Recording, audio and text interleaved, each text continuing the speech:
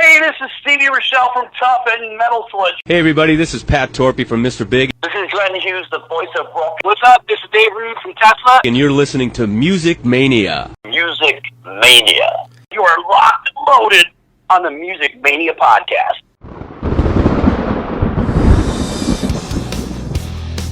Thank you so much, man. I love talking about the things that I love, Clint. And for you to allow me to do it with you, I am the Music Mania podcaster. You wanted the best!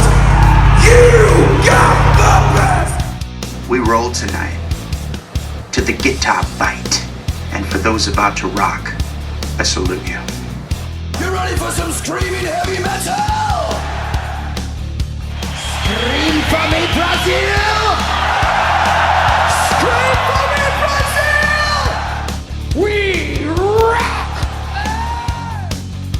You are now listening to the Music Mania podcast, brought to you by CD Warehouse in Gladstone, the #1 hard rock podcast in the Midwest, featuring hard-hitting interviews with rock's living legends. And now, here's your host, Clint Schweitzer. Welcome to the Music Mania podcast, and we are springboarding into the spring and summer months here on the podcast. I'll tell you what, so many tours, so many shows have been canceled, postponed, that right now it doesn't feel like that typical summer vibe out there. But we certainly hope all of you are staying safe and healthy during this time. It's getting boring talking about it each and every week. What's going on during the pandemic? What have you been up to? In fact, most interviews I start with winds up starting with, what have you been up to during the pandemic? We'd all like to look forward to a time where this is not affecting us as much. Right now, this is what we have, and we hope that we are providing you with a nice and much needed distraction. We are keeping the interviews coming. In fact, this week, Bruce Kulick, formerly of Kiss, will be joining us to talk about what he's been up to. He's been one of the busiest musicians during this pandemic, as he's been doing his isolated riffs on Facebook and Twitter. He's been doing some amazing duets, streaming with his wife. It's really neat that he's been doing what he's doing. So definitely check him out at Bruce Kulick on Twitter and his Facebook page to check out some of his isolated riffs, some of the stuff he's been doing, playing kind of seldom heard Kiss songs. And in this interview, we're going to talk to him about the last Kiss cruise, what his plans are moving forward as far as with the Bruce Kulick band. What can we expect as far as new music and things of that nature, and other things he's been up to. What shows has he been binge watching during this pandemic? His thoughts on joining Kiss for the final show, whenever it may be. Of course, Kiss's U.S. leg, the last few dates of the American leg, and as well as South America, got postponed into the fall. We'll see where all that winds up, and we'll see if Kiss's final show winds up being in New York, July of 2021, or if that gets pushed back, whatever happens. There's some shows, some tours that are definitely dragging their feet as far as canceling, and you see Live Nation is behind a lot of these tours, guys. The Motley Crue Def Leppard Stadium tour, I think the Green Day Weezer tour is still yet to be canceled. Maroon 5 is one, I think, is yet to officially pull the plug. So you would think that would be elementary at this point, that is inevitable, but we're just going to have to play the wait and see game on a lot of these. In fact, there are shows, while some are being canceled, some are still popping up for August. I think I just saw a show pop up for Warrensburg, Missouri, featuring Quiet Riot, Molly Hatchet, and Blackfoot. And I'm like, are people going to really buy tickets to this? With this being announced during this time, it's going to be tenuous at best, and it's going to take a while for people to get over this when and if touring does come back in some sort of timely manner. We're just going to have to see. In the meantime, we are keeping the interviews coming. MusicManiaPodcast.com. You can get all the information, all the archive shows. Please subscribe, Apple Podcasts, Google Play, Stitcher, or Spotify. We love your feedback. We love hearing what guests you would like us to have on. We will definitely try to make that happen. So please hit us up on our Facebook and Twitter. Without further ado, I want to take you to my chat that I did via Skype with none other than former Kiss guitarist Bruce Kulick. Well, it's great to have you, man. I think more than anyone, maybe even out there, you've kind of embraced the in-home music streaming. You've been doing so much, from your isolated riffs to your performing songs with your wife. It's been tremendous to be able to have that look. I mean, what has it been kind of gratifying for you? Have you been enjoying doing that?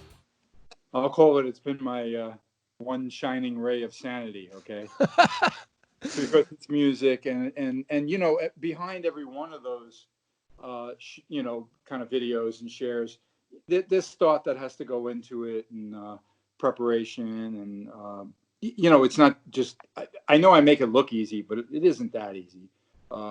Lisa and I rehearse when we do those. We got to make sure everything looks respectable and then sounds good, and my isolated riffs.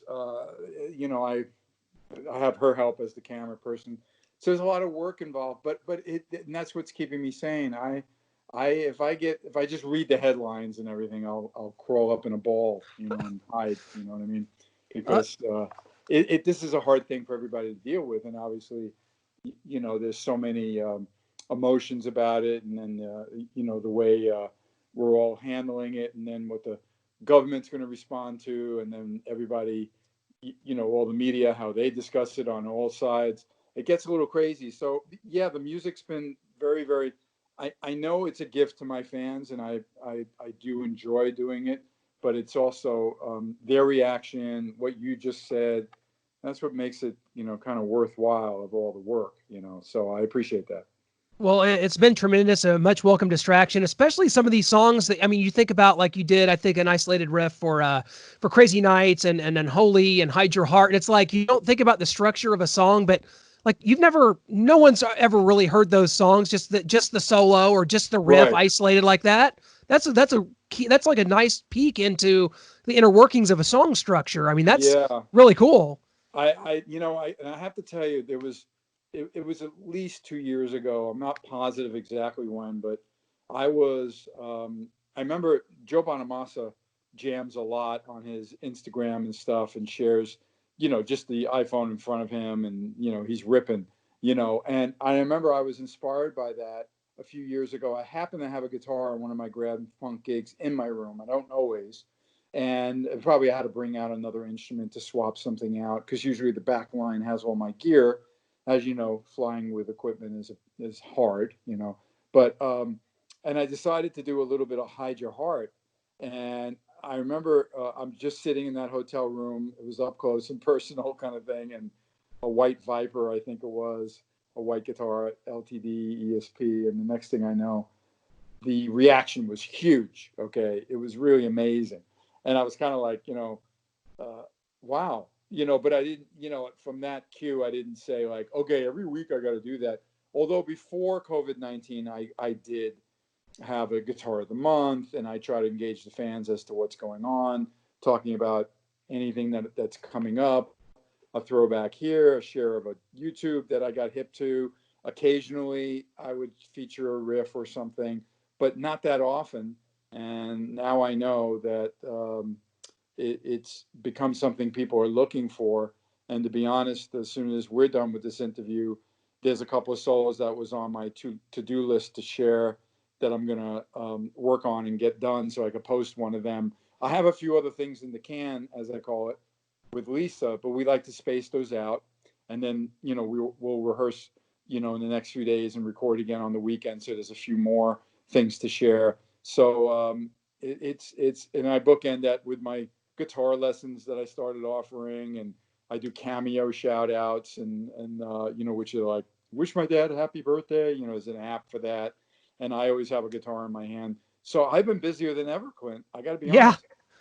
Yep. Yeah, how can people get the book the one-on-one lesson? Is it meethook.com? Is that how they can book you for the one-on-one guitar lesson? Yeah, the Meat Hook app is really great, and it also offers, you know, I could do just 20 minutes, 30 minutes. I've put in different slots. Some people want me for an hour, which is fine with me, and that app works really well. And then there's, you know, yeah, that's the best way. Absolutely. Well, you know, we're kind of just going around here, and there's just so much going on. People are, you know, looking for means of distraction, and so I kind of opened it up to the. Did you know, by the way, that you have a Bruce Kulick dedicated? It's a Facebook group dedicated just to you. Oh That's yeah, pretty cool. the appreciation page. That's pretty I great. mean, they're diehards, which some of them I've met and I know, but they post stuff that I've never seen. So I'm constantly taking screenshots or downloading the stuff that they find to me. I just saw one today again that, although make sure they scan that one photo in a magazine that I probably had the magazine, but I didn't scan it. very nice. Yeah, I appreciate it. Yep. some great people there, and we wanted to just open up for a couple questions from them. So we'll just Oh, throw a couple of those absolutely. at you, rapid fire style. And this was a Okay. question that I certainly would have introduced as well. But we'll give this credit to John Buckley, who wants to know, because we talked about this last time after the Kiss Cruise 18. You talked about kind of recording an album with that band, but he wants to know, will you guys consider touring at some point when that can happen again? Right. Playing the deep cuts, Kiss Cruise style. Yeah, it's been something, of course, that a lot of people asked for. With my Grand Funk thing, it's hard. Those guys are, going to always go out with Slash, it seems. And of course, Slash got busy with Guns N' Roses, so there could have been some opportunities this year, possibly. But and to be honest, in the world of Kiss, that group that I have, which I call affectionately the Vegas Mob, because members of Bruce's band, two B's and Mob. Okay, they can do anything, and they're incredibly fun to work with. They're big Kiss fans, but the point I want to make is just, the perfect crowd for us, of course, is a very big Kiss-centric crowd, like an expo, a cruise. Actually going and doing dates across any country, maybe more outside of America would be like a wow factor. But I don't know if it could create as much excitement. I'm not trying to diminish what we can do, but you got to remember, even when Ace does a club, it's not like when Kiss performs, okay? And that's why I'm a little cautious about it, but I am welcome to look at it and hope, of course, when we have the opportunity that makes sense, that it's well received, and I know we're going to enjoy whatever we play. And now the bigger question is just like, well, when is touring going to be possible safely? Sure. So that's weighing on me more than would I be willing to. I've always said I've been willing to, and the offers that ever came in, just they were too far away and too difficult with our schedules, and I would lose money going there. So I can't do that. I'd have to really look at the big picture. That's all. Well, I love Todd Kearns. Just right back in February, I was in Vegas and couch rating the Rock Vault, which Todd's in. It's tremendous. He's a great singer. Do you think that what you guys have done on the past couple of Kiss cruises have influenced the band at all? Because throughout this tour, that they've really been throwing on some cuts from your albums. I mean, I think they did "Tears Are Falling" on this last leg. "Crazy Nights" has made an appearance. I mean, that right. Very well could have kind of kickstarted that whole time period of the band, almost to the point where the band threw some songs in to sort of pay tribute to it. That's pretty cool. Well, I in one way, I'm sure we didn't diminish their idea to maybe look at some songs from those years, from my years in the band. But I do think like "Crazy Nights" has always been so huge internationally. So when they were touring over there in Europe and everything, they were doing that song, so it wasn't real hard to put it back in. Now, "Hide Your Heart" they've been doing a long time, and I guess you said "Tears Are Falling" is the other one. Yeah, just Yeah, on this last leg, right? Yeah. That would have been probably influenced by. Well, first of all, it's one of the fan favorites of certainly of the non-makeup era, but maybe even the whole Kiss thing. You know what I mean? So it's a wise one for them to add. But again, I can't really take credit. But most importantly, Gene and Paul and Eric and Tommy are always very supportive, especially Gene and Paul, of what I've been doing on those last two cruises with those sets, and that's a great feeling. That they respect my band, and I know that they're glad that I'm kind of representing an era that. I don't think they'd ever do much more than a couple, like a "Hide Your Heart" and the "Crazy Nights" or a "Hide Your Heart" and the "Tears Are Falling." So it's good to know. They like knowing too. Well, there is somebody waving the flag for those years. Absolutely. Nick Joyner wants to know, and this is a good question, when is Bruce going to write his autobiography or memoir? Good question. Yeah. Years ago, and it was so many years ago, I did get together with a guy in the industry, and we had like 24 chapters. There was some really cool stuff there. And I still have it, of course. And I always feel like, depending on how long this thing goes on, no one really knows. Okay. It would be a good time. But I also, before this pandemic situation, I kind of really thought it would be most effective if I put a lot of energy into it when the band really did end. You know what I mean? After that supposed July 21, show. You get what I mean? Because Yeah. it very well could have been a complete chapter that would relate to the final goodbye and my inclusion, even though I have no clue exactly how that would be done. I still have no clue, but you know what I mean? That would be like a pretty cool chapter to have. So I already look at everything I did prior that I told you about, and everything I've done on my older website, Kulick.net, which doesn't exist anymore. It's brucekulick.com. But I wrote a lot of stuff about each tour and album. Not everyone. I remember I didn't do Asylum track by track. That was a little bit intentional because I was kind of like, I didn't want to talk about every one of the albums, but there's a pretty in-depth, there's content there. And I always thought that my book would be much more about, in general, my career, and of course, focusing in large with the Kiss years, but in a very positive way. In other words, the process of it, talking about the records, talking about the videos, the experience of this producer, that producer. My experiences about the tragedy with Eric Carr, things like that, and then how did it feel like all of a sudden I'm not in the band anymore? You know what I mean? So I'm excited about it, but I haven't been.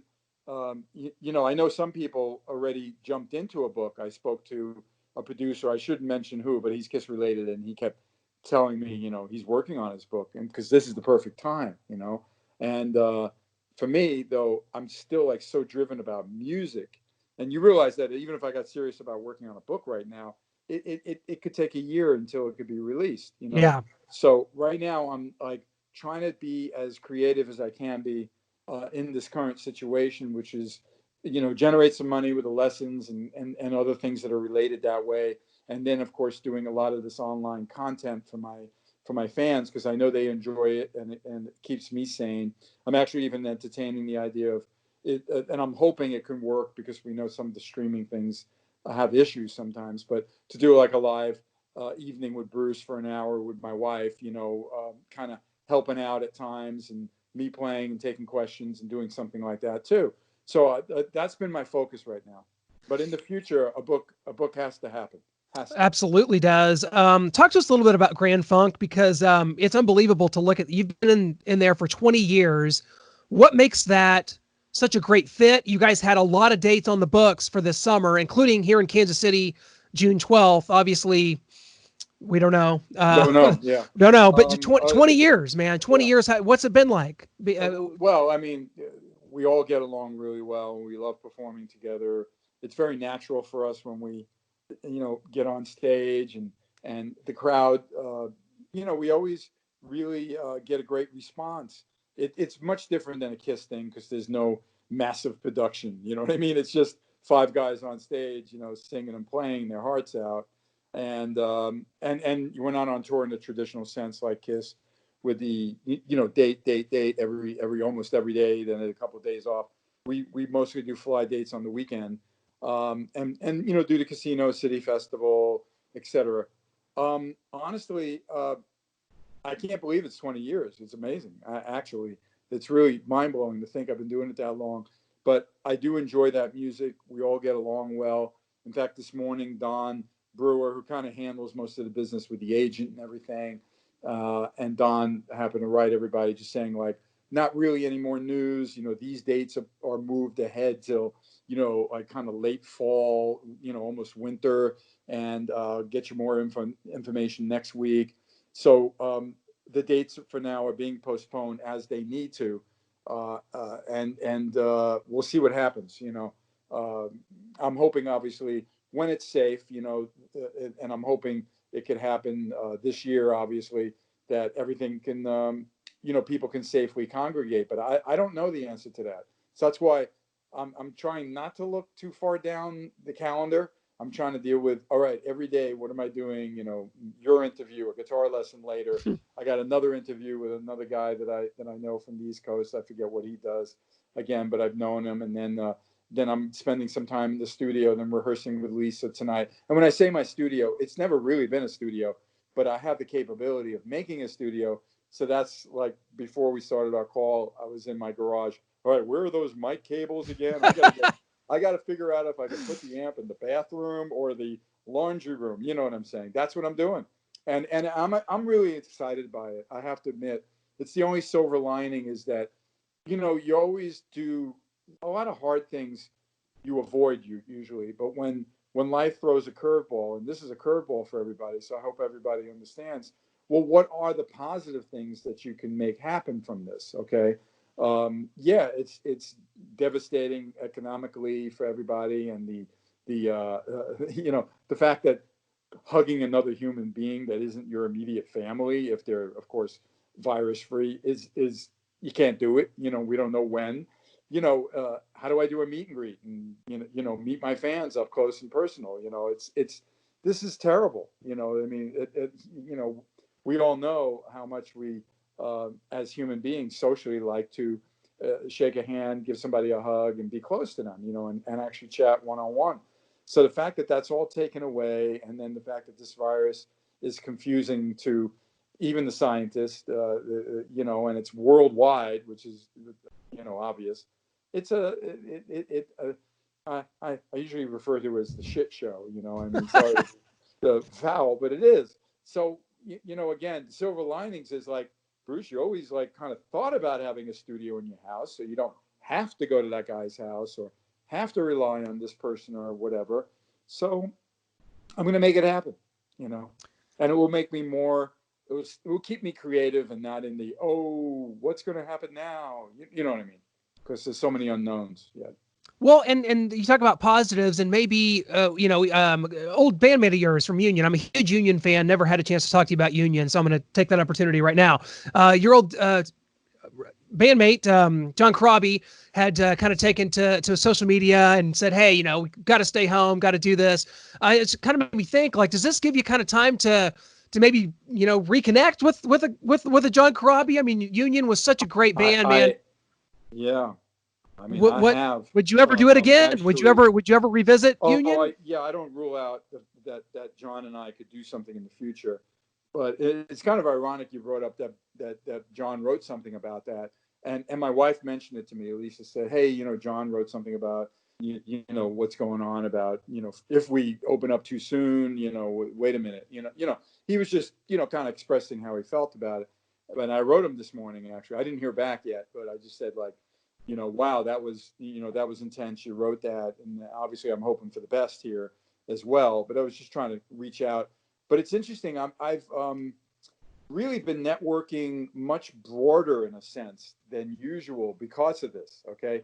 For example, that Cameo app that I was mentioning earlier, which is the way you can book me to do a big shout out for somebody or just tell somebody something inspirational in a message and play a little bit of Forever or something that means something to that person.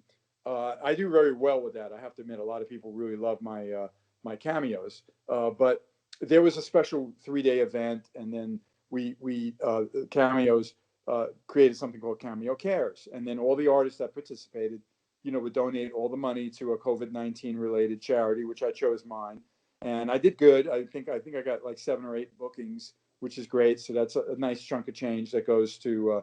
I think I chose like No Kid Hungry. It was like an American people that feed the children that can't get fed, which is kind of sad. And if it was sad before, it's only worse now. You know that, okay? Of course.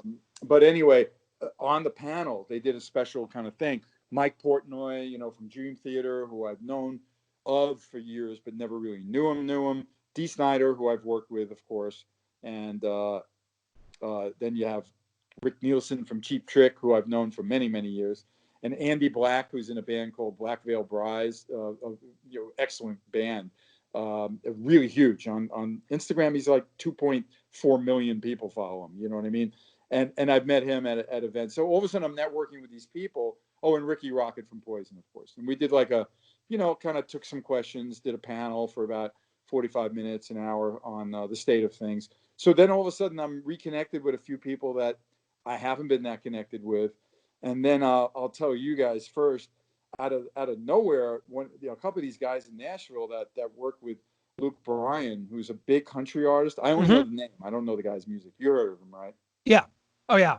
So he's got a couple of band guys that Eric Singer says like, hey, they're doing this thing. They're covering a couple of Kiss things. You want to help out. So all of a sudden yesterday, I'm on the phone with those guys trying to figure out, all right, what do you want to do? You know what I mean? What are we going to do? And I don't want to give away anything yet until I know it's happening the way I expect it to happen. But that's cool. You know what I mean? I'm like, wow, these guys are into it. They played me a version of a Kiss song from Crazy Nights that blew me away that they covered. And they're country guys, you know what I mean? But they're like, oh, we're so honored to talk to you. You know what that means to me? You know what I mean? These guys are respected in their field and out there touring, but a different genre, kind of.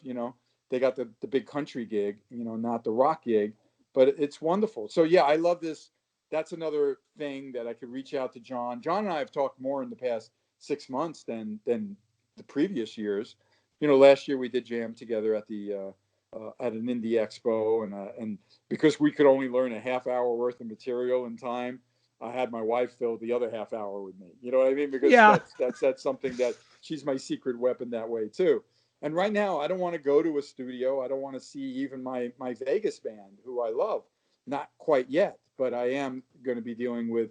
I can do all these other things and maybe virtually work with them as well as these other people like the guys in Nashville that I just mentioned. You see? Yeah, I loved it. It's amazing, and just the creative people get creative during these times, and that's Absolutely amazing, and I love that about this business. Before we let you go, Bruce, I've got our final four drum roll, which is just 4 quick questions, rapid fire style. And you just give us whatever comes to mind. Okay. Okay, what kind of quarantine eater are you? Are you learning to cook, or are you having stuff delivered? We're not having anything delivered. We picked up one time, and it was so insane. It was almost like going to a speakeasy to get your food, which is smart. But then we were Yeah. like, okay, well, what could be contaminated here? So we bailed on that, and my wife has really stepped it up on occasion. I've had, hey, I got an idea. I'm going to make a turkey wrap thing. Come on, you know what I mean? And I make something great. But she's been knocking it out of the park, and I was just talking to my band guys about how we're all gaining weight because we're eating pretty well at home, 3 square meals. You know what I mean? Yeah, So she's doing the cooking. Yeah. Well, obviously, this is not going to be the case. At some point we'll get back to normal. There will be concerts. There will be touring again. But in some weird world that say that's not the case, what would have been the last concert you attended as a fan? Last concert I went to see Harry Connick Jr. at Ah, the the Encore. I was invited by a guy that has done sound for many years with Graham Funk, who is a sound guy. Now, I love, I'm a fan of his. I do enjoy his stuff, but I love the fact that he loves Frank Sinatra. And some of my fans know that I'm a bit obsessed with Frank Sinatra for the past years. And he actually did a record of his versions of Cole Porter, who's a very famous songwriter that Frank covered a lot of his songs. So that gig was like a hybrid, but he had a small group. It wasn't a big band thing, but oh my God, Lisa and I absolutely loved it. And I'm funny. I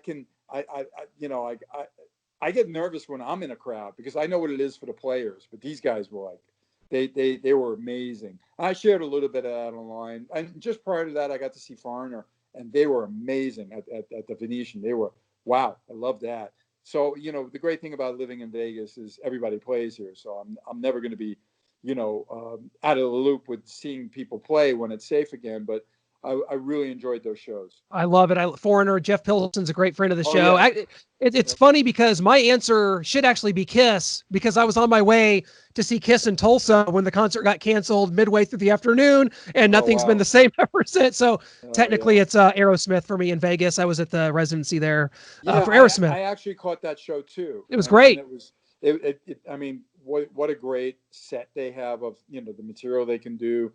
And they're all really, they're pretty reckless on stage. They just go for it in a crazy way. I was like, I'm so used to Grand Funk being very kind of regiment, even though you don't know it. We know the script and we know what we're doing.